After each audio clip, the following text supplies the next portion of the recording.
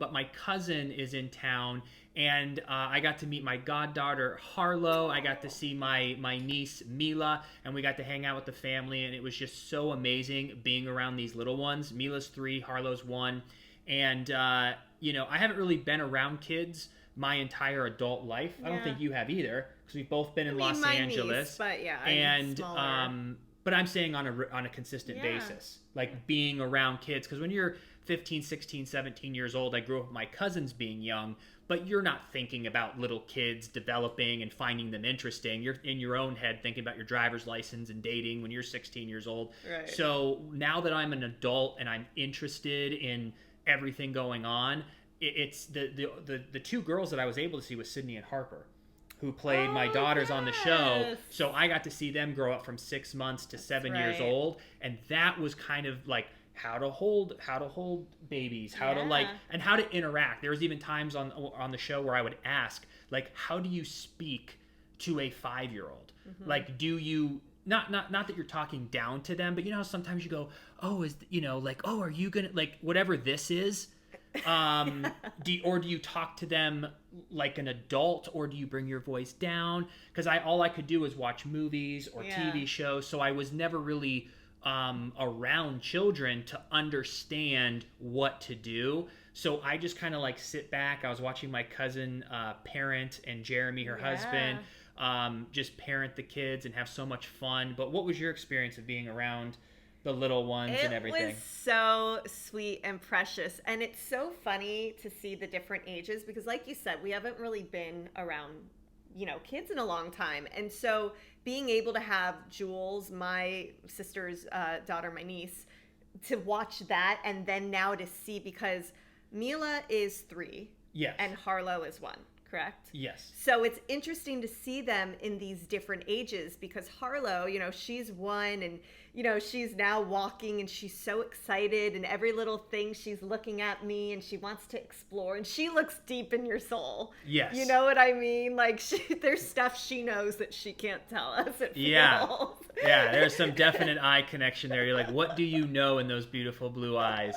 I think it's probably all 1-year-olds. I think there's that whole theory of, like, is this your rebirth? Do you know everything and you're yet to forget it, or whatever it is? But I'm saying, when you look, I've never, like, it's not a 1-year-old. There's life in that soul. There's life in that soul.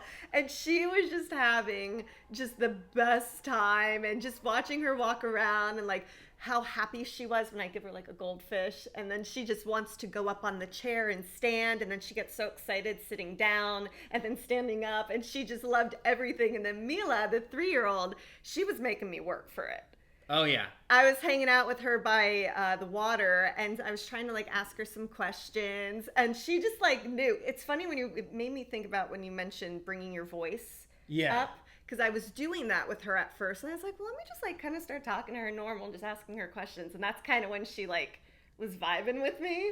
So she didn't want to be talked to like a kid. Yeah. She's like, speak to me as the mature young lady that I am. I guess so. It's just a learning experience. It is. And then it's interesting too, because kids, they're on a schedule of nap time. So when we were at the beach, they both were supposed to have their naps, and Mila, she ended up sleeping right there on the towel under the umbrella. Like, she was so tired, and she just completely knocked out for a couple hours, and then Harlow ended up napping for maybe like 20, 30 minutes. But it's so interesting to watch, and I think it's so cool that these 2 sisters have each other, and they're growing up together, and they're just such dolls. They are the cutest kids, and I can't believe how big Mila is.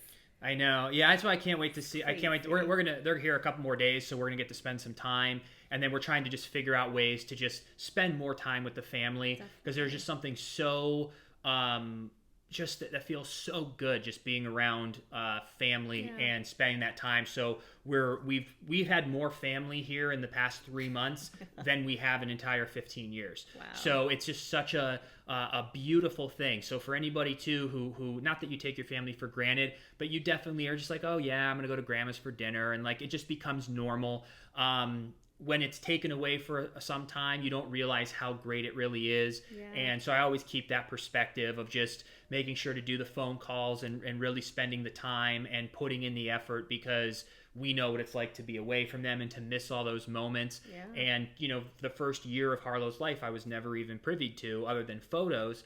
Same thing with Mila, like even Juliana, like we haven't spent that much time, and I just can't wait to be able to spend that quality time. And when they get older, they're going to remember more, and it's going to be great. But you can't help but start thinking about our future and kids.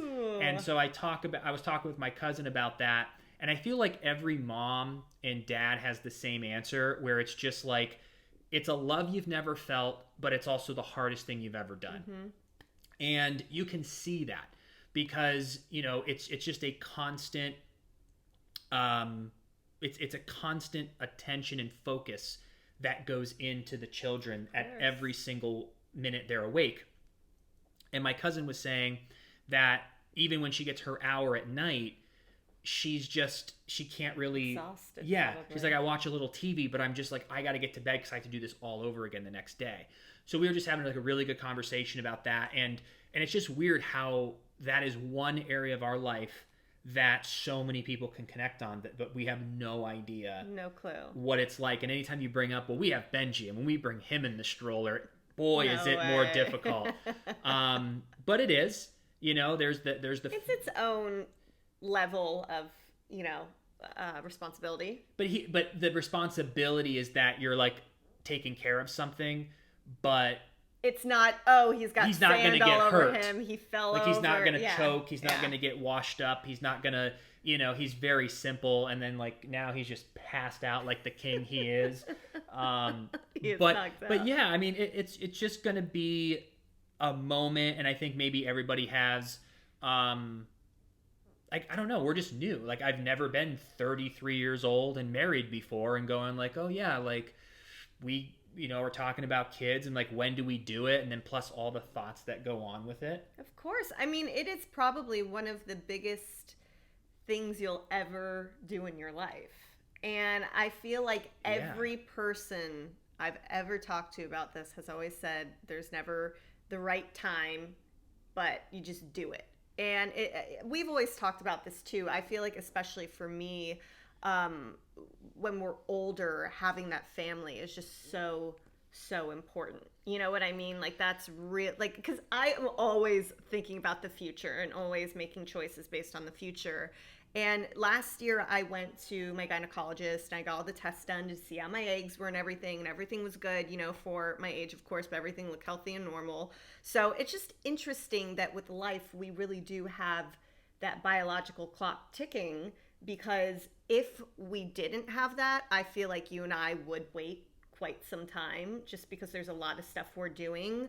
We always have been like that though, like I even remember in my 20s at one point, I was like, I don't really know if I would have kids. That literally was a thought in my early to mid 20s. That obviously changed. I very much want a family, and I want to have a family with this guy and see what we could create. I mean, that's just the coolest thing, and to be able to raise it and, to have that family, have those core values together. But it is life-changing, so we'll see what happens. It is, yeah. I think the unique thing about us is that, even though we're 33, soon to be 34, she's older than I am. I always like to let people know that. I think by this time, traditionally people have figured out at least a little bit of a routine in life. Sure. And if you think about you and I, it's just always been a year-to-year type of living. Like the reason when you're 24 years old, you're in Los Angeles, you don't know when your next job's going to come, and you're kind of thinking in your head, well, how am I going to afford to have a kid? How can I barely have enough time to spend time with my family, my friends, plus my career. Like, how do you add in a child? And realistically, the only thing that has changed is our knowledge as growing up. But if you think about it, I mean, we just moved to Florida. We're just starting a new career. Yeah. It kind of feels like we're 22.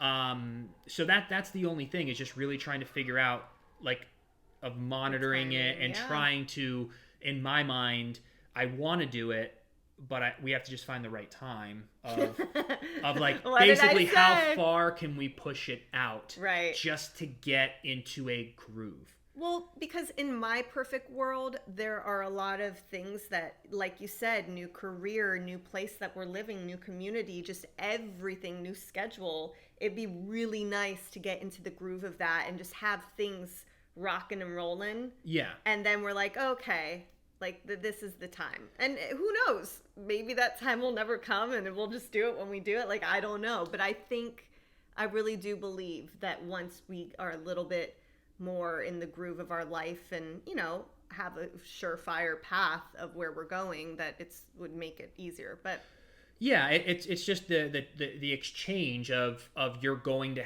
I mean, there, I guess for me it's just like where do you sacrifice the time of, you know, because of course we'd be able to do it. We would be fine if it was happening. We would go, yeah, like of course there's no right time. So happy, of you course. could do it, but you know, it's just like, well, like there's so many days we go to bed with a list of to do things that we never like. We chip away at 10% of it every day. It seems like it, you know, and then you add in a full time job, and then that changes your whole life, and then the family dynamics of it all too. Like it's gonna be. It's an adjustment. It's Everything in life is, but you know. But just watching the little girls, though, it's like the love, even though they're not mine, the love is there. I know. Like I love them equally as much as I do Cherie and Jeremy. I know. Like it's almost like their kids you love the same as them. Well, what's really cool though is that as two individuals, you love them so much, and then they created these little humans. It's like. And they're like these little nuggets, and you just love them so much. It's just so interesting. And I know that one day it definitely will happen, and we'll be very excited to do so. But, you know, we'll see. Like, what's meant to be will be. I always say that. Trust in the timing of life. If it's meant to happen tomorrow, but we are pretty careful, though. So. Well, and also, too, you're basically just choosing which... whether it's 3 years, 5 years, 10 years, I don't know because I don't have a kid. 10 years? Of the sacrifice you basically have to give up a huge portion of your life to raise your child early, and then you get to kick back later. So I was even telling my cousin that right now they're fully consumed with a 3-year-old and a 1-year-old, but by the time they're like 45 or 50, they're going to be more like, oh, the kids are grown, I'm kicked back, and now I'm got my freedom.